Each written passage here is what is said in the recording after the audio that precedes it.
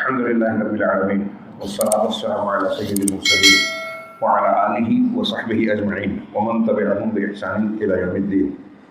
أعوذ بالله من الشيطان الرجيم. بسم الله الرحمن الرحيم. إن رحمة الله قريب من المحسنين. محترم بزرگوں اور بھائیوں،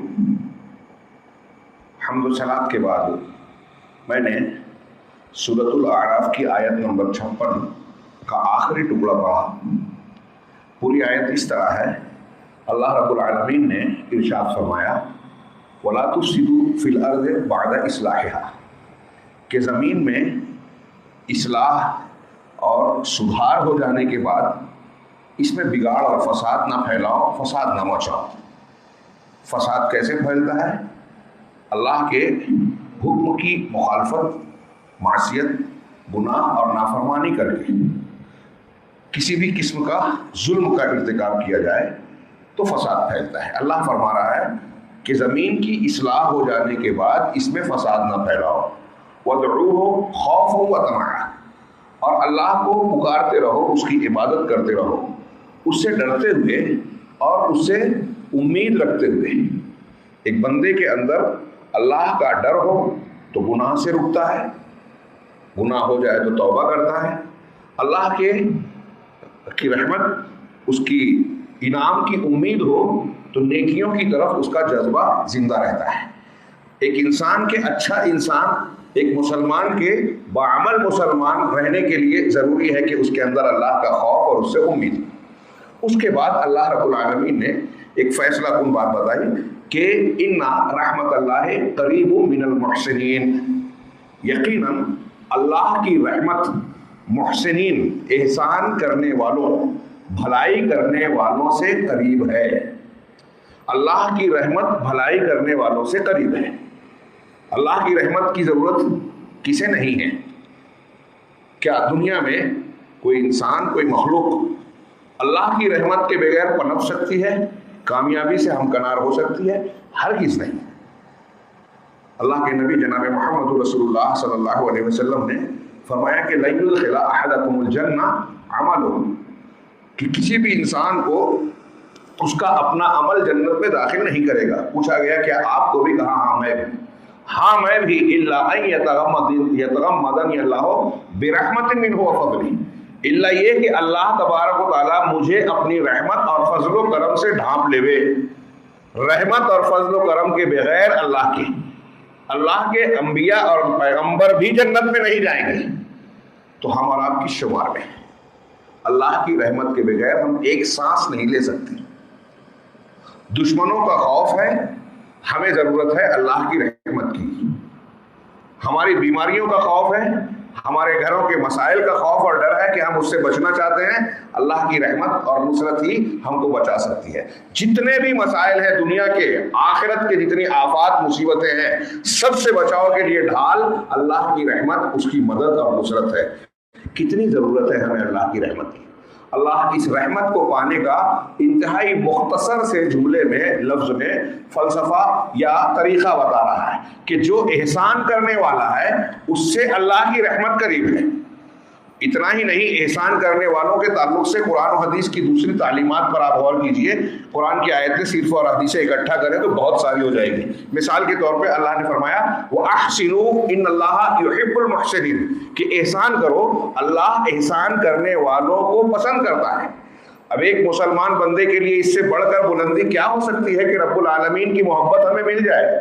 ہم اور آپ سوچیں ذرا کہ اگر اللہ تبارک و تعالیٰ کی جانب سے یہ پروانہ مل جائے کہ اللہ ہم سے محبت کر رہا ہے تو کتنی بڑی بات ہے. کامیاب ہو گئے ہم.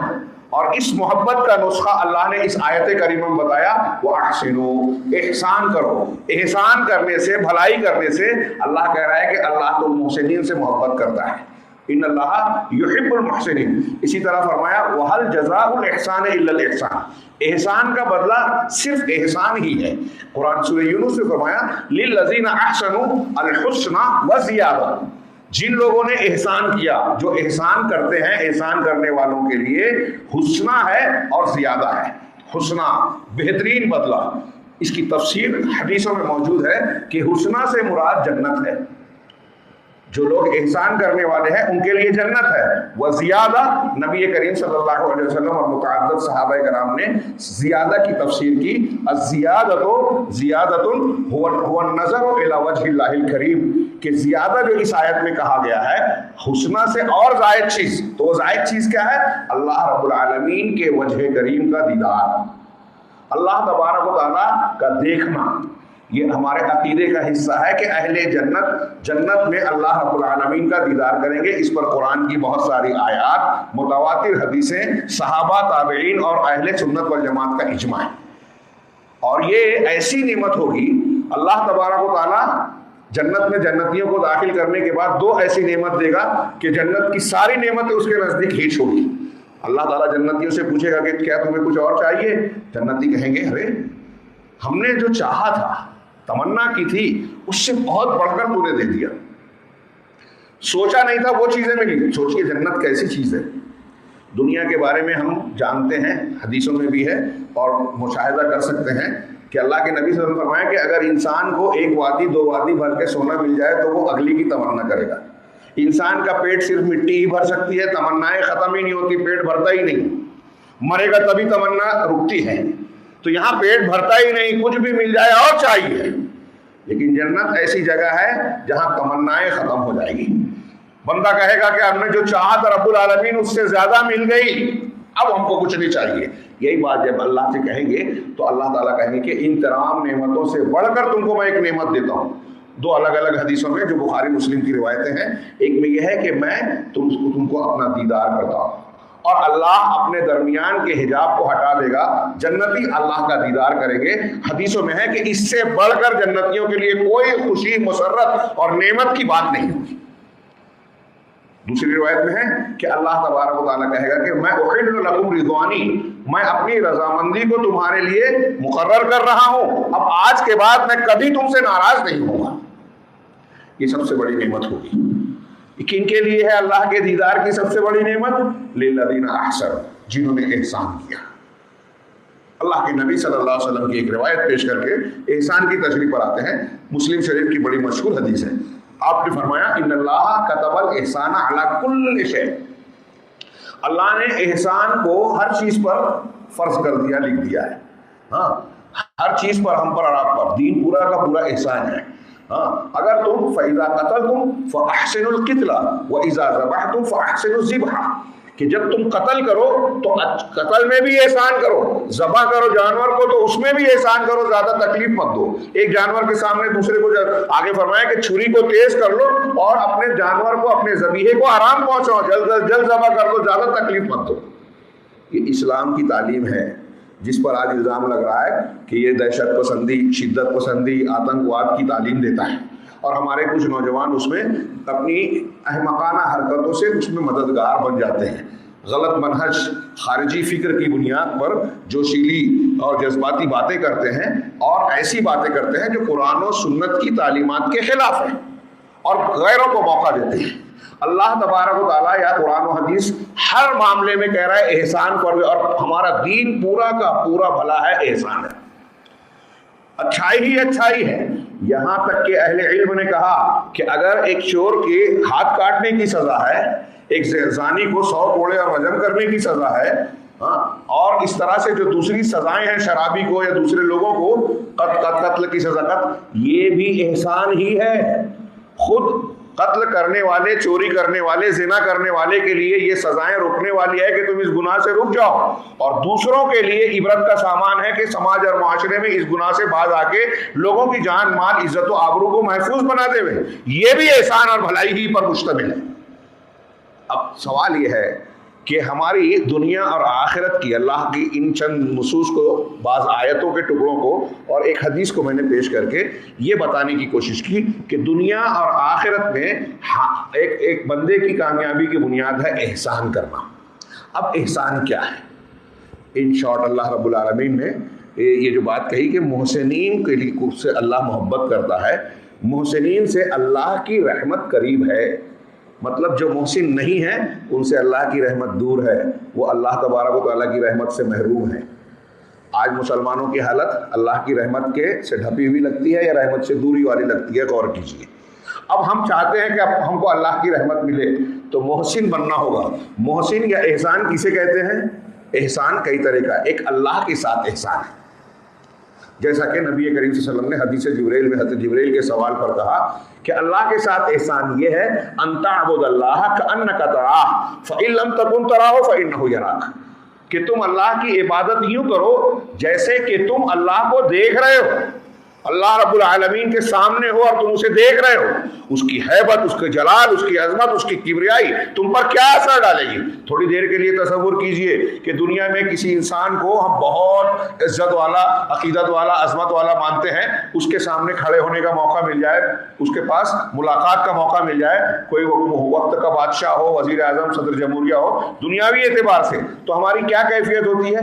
یہ انسان دنیا کے وہ لوگ جو خود محتاج ہیں ان کے سامنے یہ حال ہوتا ہے. اگر ہم اللہ رب العالمین کا تصور کریں جو مالک الملک ہے، جو تمام جہانوں کا خالق و مالک ہے، ہر چیز کی قدرت رکھتا ہے، جبار ہے، قہار ہے، اور اس کی عظمت و کبریائی کا کوئی تصور نہیں کیا جا سکتا، کوئی مقابلہ نہیں.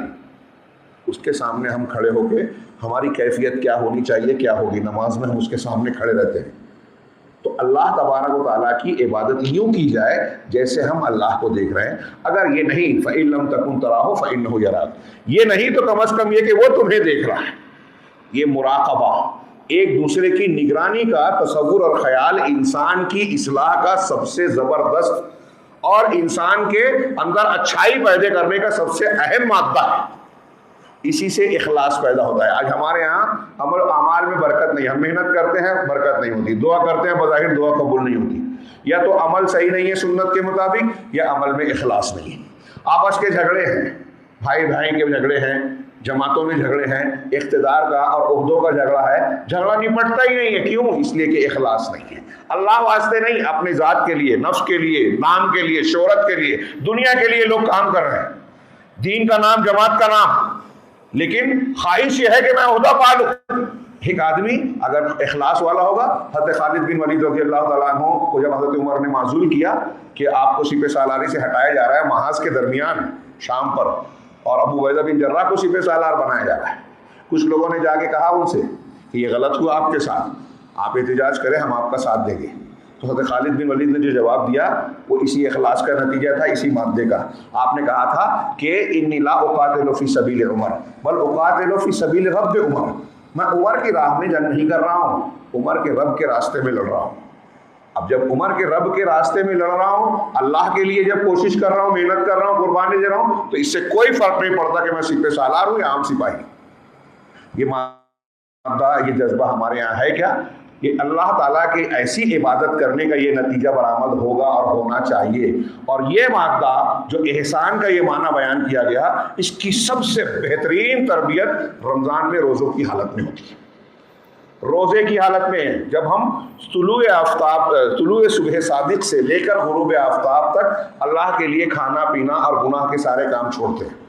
کھانا پینا، نکاح، شہوت، ظاہری طور پر، معنوی طور پر غیبت، چغلی، جھوٹ، ظلم، جہالت، جتنے بھی نافرمانی کے کام ہیں سب کو، کیونکہ جب تک ہم روزے میں ہیں، سو رہے ہو، جاگ رہے ہو، پیشاب پخانے کے لیے گئے ہو، اللہ کی عبادت میں لگے ہوئے ہیں.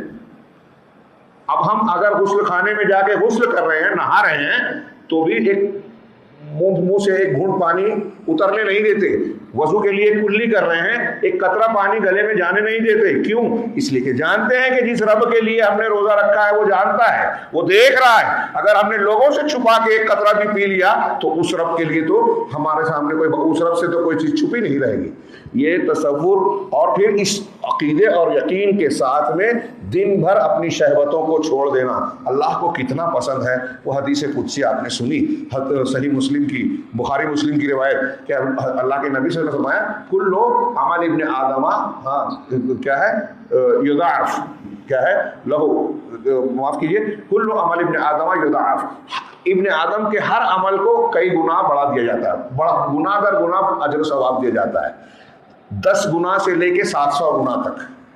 یہ امت محمدیہ کی فضیلت ہے. میں نے ابھی اس جمعہ کو خطبے میں اس حدیث پہ تھوڑی تفصیلی روشنی ڈالی کہ 10 گنا آپ کوئی بھی عمل کریں، امت محمدیہ کی یہ خصوصیت ہے پچھلی امت کے مقابلے میں کہ 1 پر 10 ملنا ہے. ایک نیکی کی آپ نے 10 ملنا ہے. ایک نماز پڑھی 10 کا، 5 وقت کی نماز پڑھی 50 کا ثواب. ہاں، تو یہ ملنا ہی ہے، بہت بدقسمت ہے. میں نے یہ قول بھی نقل کیا، وہ شخص بہت بدقسمت ہوگا قیامت کے دن جس کی ایک کے بدلے میں ایک نیکی. برائی جو ہے ایک کریں گے تو ایک ہی گناہ ملے گا، تو ایک کے بدلے میں ایک برائی وہ زیادہ وزندار ہو جائے اور ایک کے بدلے میں کم سے کم 10 نیکی یہ ہلکی پڑ جائے، تو کتنی بدقسمتی کی بات ہے. کتنا چانس دیا اللہ نے ہم کو، آپ کو. تو 10 سے لے کے 700 اور اس سے زیادہ. اللہ تعالیٰ نے آگے فرمایا الا الصوم، سوائے روزے کے. ہر عمل کو 700 گنا تک اور اس سے بھی زیادہ بڑھا سکتا ہے پروردگار، لیکن یہ کاؤنٹنگ اور حساب کتاب سے روزہ الگ ہے. الا الصوم، کیوں؟ فإنہ لی، اللہ نے فرمایا اس لیے کہ روزہ میرے لیے ہے. وأنا أجزی بہ، اور میں ہی اس روزے کا اجر و جزا دوں گا. یعنی سب سوچئے، اللہ تبارک و تعالیٰ جیسی منان ذات، احسان کرنے والی، کشادگی والی، واسع اس کا نام ہے، وہ ذات کہہ رہی ہے کہ میں اس کا کوئی حساب کتاب نہیں. کتنی زبردست اس کا بدلہ ہوگا. میں نے جمعہ کے خطبے میں بیان کیا کہ ایک کھجور کی وجہ سے اللہ کے رسول صلی اللہ علیہ وسلم نے فرمایا ایک عورت کو اللہ نے جنت دے دی، جہنم سے بچا لیا. حضرت عائشہ کے پاس 2 بچیوں کو گود میں لے کے آئی، تینوں بھوکے تھے، 3 کھجور تھی گھر میں، 3 کھجور. ام المومنین نے تینوں کھجوریں دے دی ان کو. اس عورت نے ایک ایک کھجور دونوں بچیوں کو دے دی جو اس کی گود میں تھی، دونوں نے فوراً چٹ کر لی. تیسری کھجور وہ خود کھانا چاہتی تھی، خود بھی بھوکی تھی، آدھی ابھی ٹکڑا کر ہی رہی تھی کہ ان بچیوں نے پھر ہاتھ پھیلا دیا. اس عورت نے وہ اس کھجور کو آدھا آدھا کیا اور دونوں کو دے دیا. اسے بھی ان بچیوں نے کھا لیا، خود بھوکی رہ گئی اور واپس چلی گئی. ام المومنین حضرت عائشہ صدیقہ رضی اللہ تعالیٰ عنہ نے نبی صلی اللہ علیہ وسلم کو بعد میں اس واقعے کی جب اطلاع دی تو آپ نے اس کی اس عمل پر کہا کہ اس عمل کے بدلے میں اللہ نے اسے جہنم سے آزاد کر دیا یا جنت میں داخل کر دیا. سوچئے، ایک کھجور، وہ بھی خود نہیں کمائی تھی، ام المومنین نے دیا تھا. اس ایک کھجور کی قربانی پر جذبہ کیا تھا؟ سامنے ایک کھجور ہے، اس سے مطلب نہیں ہے، مقصد دل کی کیا کیفیت ہے، آپ کا جذبہ کیا ہے، موقع اور محل کیا ہے. صحابہ کرام سابقون الاولون کے بارے میں اللہ کے رسول نے فرمایا کہ انہوں نے جو ایک مد آدھا مد خرچ کیا، بعد کے لوگ اس کے مقابلے میں احد پہاڑ کے برابر سونا بھی خرچ کر دے تو اس مقام کو نہیں پہنچیں گے. تو جگہ، موقع اور اخلاص، ان چیزوں سے عمل کی حیثیت تبدیل ہوتی ہے.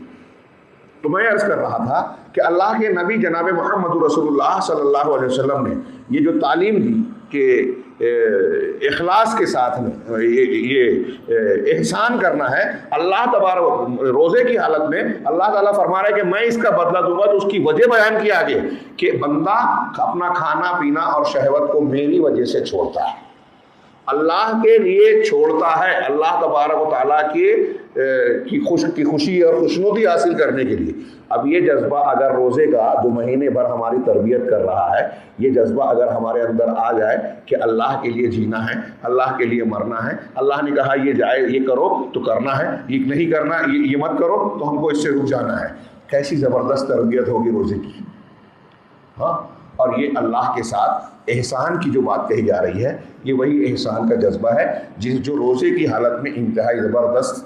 آج اس تعلیم کی مسلمانوں کو گھر گھر آدمی، ایک آدمی کو، عام آدمی نہیں، علماء کو، بڑے بڑے لوگوں کو بہت سخت ضرورت ہے جو اقتدار کے لیے لڑ رہے ہیں، جو اپنے نفس اور ذات کے لیے، تصویریں کھنچوانے کے لیے، اخباروں میں چھپنے کے لیے مرے جاتے ہیں، پریشان ہوتے ہیں. ان کو یہ تعلیم دینے کی ضرورت ہے کہ اللہ کے لیے جینا مرنا سیکھیں. احسان یہ ہے کہ اللہ کو اپنے سامنے سمجھو، اللہ تعالیٰ سے اجر کے امیدوار رہو، لوگوں کی خوشنودی اور تعریف کے پیچھے مت پڑو، دنیا کے پیچھے نہ پڑو. یہ روزے کی تعلیم ہے. اور اگر بندہ چاہتا ہے کہ اللہ کی رحمت ہم سے قریب رہے تو احسان کرنے والا بننا ہوگا. احسان کرنے کے معنی میں یہ باتیں شامل ہے جو میں جس کی طرف اشارہ کر رہا ہوں. تو اللہ کے ساتھ احسان یہ ہوا. محسنین کا یا احسان کا معنی میں نے بیان کیا کہ اللہ تبارک و تعالیٰ کی ایسی عبادت کرو جیسے اس کو دیکھ رہے ہو یا کم از کم وہ ہمیں دیکھ رہا ہے. اور دوسرا احسان بندوں کے ساتھ کیا ہے کہ بندوں کے ساتھ احسان یہ ہے کہ ہم دوسروں کو فائدہ پہنچائے جو ہماری طاقت میں ہو، اپنے مال سے، اپنے بدن سے، اپنے قول سے، اپنی باتوں سے. اخلاقیات سے جیسے ہم کسی کی مدد اور پریشانی دور کر سکتے ہیں یا مدد کر سکتے ہیں، نفع پہنچا سکتے ہیں، ویسے آپ کو اللہ نے علم دیا ہے، علم کے ذریعے سے فائدہ پہنچائے، دولت دی ہے، دولت کے ذریعے سے، صحت دی ہے، صحت کے ذریعے سے، آپ کو کسی خاص فن میں جو ہے مہارت دی ہے، اس فن کی چیزوں کو اپنے مسلمان بندوں کو یا بھائیوں کو یا دوسروں کو، بندوں نہیں بھائیوں کو اور دوسرے لوگوں کو سکھا کر اس کو جو ہے فروغ دیجئے، یہ اللہ تبارک و تعالی یہ بندوں کے ساتھ احسان ہوگا۔ جانوروں کے ساتھ بھی احسان ہے، جیسا کہ میں نے بھی حدیث پیش کی، اور بندوں کے ساتھ احسان، اللہ کے ساتھ احسان، بندوں کے ساتھ احسان، یہ دونوں چیزیں مل کے پورا دین یہی ہے۔ محسنین میں پورے دین کا عمل آ گیا، یا تو اللہ کے حقوق ہیں یا بندوں کے حقوق ہیں، اور بندوں کے حقوق رمضان المبارک میں دونوں حقوق کی ادائیگی کا بہترین تربیت ہے، تعلیم ہے۔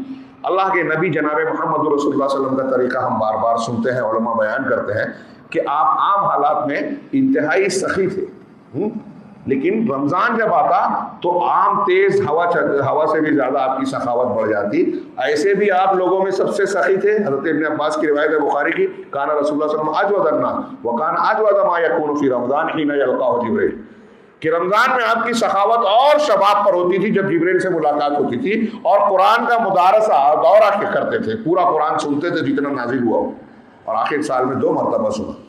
تو آپ کی سخاوت، جس طرح آپ عبادت میں کمر کستے تھے رمضان المبارک میں، کہ جیسے جیسے رمضان کا دن بڑھتا آپ عبادت میں شدت اختیار کرتے جاتے یہاں تک کہ آخری عشرت آتا تو سب چھوڑ کر مسجد میں متقف ہو جاتے، سب چھوڑ کر عبادت ریاضت میں لگ جاتے مسجد میں، گھر بار سے بھی علیحدگی ایک طریقے سے اختیار کر لی جو اس امت کی جائز رہبانیت کہلا سکتی ہے۔ وہ سب دنیا سے بالکل نہیں کٹنا، اس کے احکام آپ جانتے ہیں، تو اتنی عبادت میں آپ شدت اختیار کرتے، اللہ کا حق ہے یہ، اور سخاوت اختیار کرتے، جتنا ہو سکتا ہاتھ کھول دیتے، اور آپ کی اس تعلیم کا نتیجہ تھا کہ صحابہ کرام بھی کوشش کرتے کہ ہم روزے دار کا روزہ افطار کرائیں، کسی کی مدد کریں، ایک کھجور اور ایک گھونٹ پانی سے بھی اگر افطار کرائیں تو ایک روزے کا ثواب مل جائے گا۔ عربوں کے میں اکثر ذکر کرتا ہوں جو کھجوریں بیچتے ہیں لاکھوں روپے کی، پوری دنیا میں بانٹتے ہیں، تو کیا وہ بے وقوف ہیں؟ نہیں۔ ایک روزے کا ثواب کتنا عظیم ہے۔ ایک روزے کے بدلے میں اللہ 70 سال کی فاصلے بھی دوری کرتا ہے جہنم سے، اور اس کے فضائل آپ سنتے رہتے ہیں۔ 30 دن 29 دن آپ کو ملا مہینے کا، اگر آپ نے 30 روزے داروں کا روزہ افطار کر دیا تو ایک مہینے کا ثواب اور بڑھا دیا، کیونکہ اللہ کے رسول جس نے کسی روزے دار کو روزہ افطار کرایا، اب اس میں امیر اور غریب کوئی تمیز نہیں ہے، کسی بھی روزے دار کی، روزے دار کو افطار کیا تو آپ کو اتنا ہی ثواب ملے گا جتنا روزے دار کو مل رہا ہے۔ کتنی بڑی بات ہے، کتنی عظیم الشان فضیلت ہے۔ تو ایک مومن بندے کو اس ماہ مبارک میں مواسات، ہمدردی، غربا، مساکین، یتیم، اپنے سے کمزور ضرورت مندوں کی ضرورت پوری کرنے کے جذبہ دیا جاتا ہے کہ ان کی ضروریات پوری کریں۔ یہ مدارس والے جو درخواست کرتے ہیں، ان کے ذریعے سے یہ ہمارے ہاں لوگ اس کو بری نظر سے دیکھتے ہیں، مجھے بڑی حیرت ہوتی ہے۔ انگریزوں نے اپنے زمانے میں دینی مدارس کو سرکاری نوکریوں سے کاٹا، بند کیا، پھر لارڈ میکالے نے جو سفارشات کی کہ ان کے پاس جو بہت ساری پراپرٹیز ہیں اوقاف کی، ان کو ضبط کیا جائے، اس سے کوئی فائدہ نہیں ہے۔ انگریزوں نے بہت کچھ کیا، پھر اس کے بعد کی گورنمنٹ نے کیا۔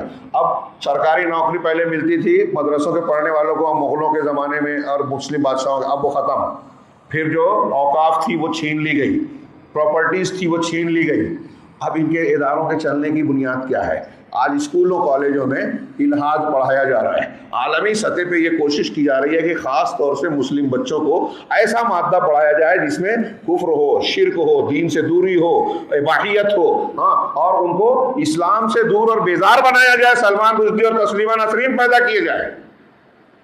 یہ کوشش ان کی جاری ہے، اور ان کے یہاں ان کے تھنک ٹینک، ان کے ماہرین دانشوران تحقیق کے بعد کہتے ہیں کہ مسلمانوں کو قبضے میں کرنے کا، نوجوان نسلوں کو قبضے میں لینے کی سب سے بڑی بنیاد یہ ہے کہ ان کو قرآن سے، علماء سے دور کر دیا جائے۔ علماء کون سے؟ جو قرآن و حدیث والے علماء ہیں، اور لانچ کیا جائے منکرین حدیث کو، نئے ایسے لوگوں کو جو دین کی تبلیغ کے نام پر لوگوں کو اصلی دین سے ہٹاتے ہیں۔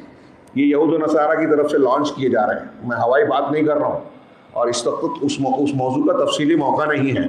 ان چیزوں سے بچاؤ کا آخری ایک پڑاؤ اور مرکز ہمارے دینی مدارس ہے۔ اس پر بھی بری نگاہیں لوگوں کی پڑی ہوئی ہے. کوئی بند کرا, ابھی یو پی میں ادھر ادھر توڑے جا رہے ہیں, بند کیے جا رہے ہیں, ہاں ان کے تعلق سے قوانین بنائے جا رہے ہیں. ہم بھی اس سلسلے میں بے حسی کا شکار ہیں.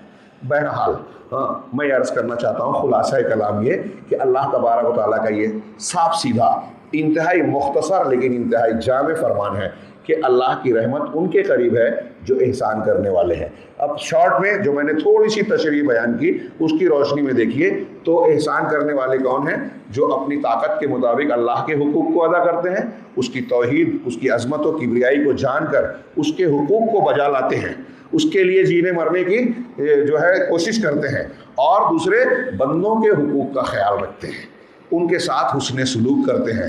ہاں جس کا جیسا حق ہے, سب سے زیادہ بندوں میں اللہ اور رسول کے بعد والدین کے ساتھ حسن سلوک, پھر رشتہ داروں قرابت داروں کے ساتھ, پھر اس کے بعد پڑوسیوں کے ساتھ, پھر جو جس نے جتنا قریبی ہے, جتنا حقدار ہے, ان سب کے ساتھ ان کا حق ادا کرنا. آتے کل ذی حق حق ہو, ہر حقدار کو اس کا حق دو, اور یہ جو کرے گا وہ محسن ہے, اور جو محسنین میں سے ہے اللہ نے کہا وہ اللہ کی رحمت اس سے قریب ہے, اور اس کے لیے حسنہ یعنی جنت بھی ہے, زیادہ یعنی اللہ کا دیدار بھی ہے. اللہ تعالیٰ سے دعا ہے کہ وہ ہمیں اس مقام بلند سے جو ہے محروم نہ فرمائے, بلکہ محسنین میں شامل کرے, اور حسنہ اور زیادہ کی نعمت سے آخرت میں بھی نوازے, اور دنیا میں بھی اپنی رحمت کے سائے میں, اپنی رحمت کے غلاف میں ہمیں ڈھانپ لے.